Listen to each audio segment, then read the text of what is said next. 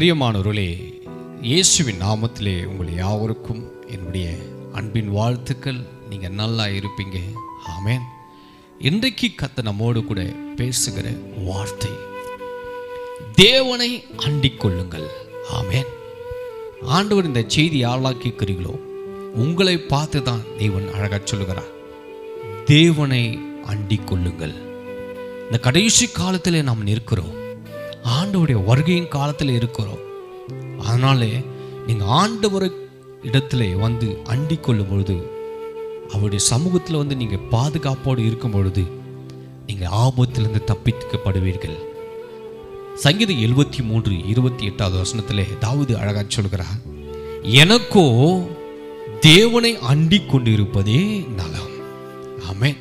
இந்த உலகத்தை எல்லாம் வெறுத்து, எல்லா சிநேகத்தையும் வெறுத்து நீங்கள் தேவ சமூகத்தில் அவரோடு வந்து அண்டிக் கொண்டிருப்பது, அவர் சமூகத்தில் வந்து காத்து இருப்பது, அதுதான் உங்களுக்கு நலமான காரியமாக இருக்கிறது.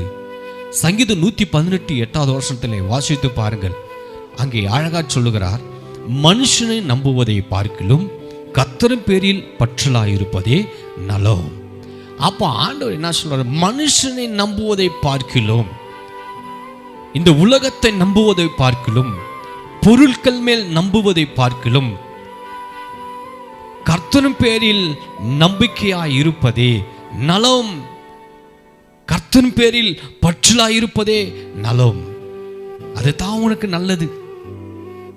இந்த உலகத்தில் நம்ம எதையும் கொண்டு வந்ததில் கொண்டு போவதும் கிடையாது. அவரை நீங்கள் அண்டிக் கொண்டால் அதுவே உங்களுக்கு நலமான காரியங்கள் உங்களுக்கு உண்டாகும். சங்கீதம் 2:12 வாசிக்கும் பொழுது, அவரை அண்டிக் கொள்ளுகிற யாவரும் பாக்கியவான்கள். என் அன்பு தேவ பிள்ளைகள், அவரை அண்டிக் கொள்ளுகிற யாவரும் பாக்கியவான்கள்.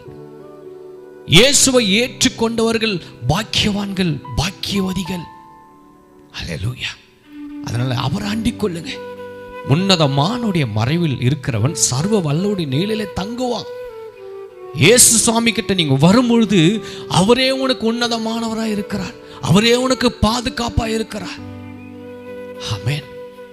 அவரை அண்டிக் கொண்டிருப்பதே உனக்கு நலம்.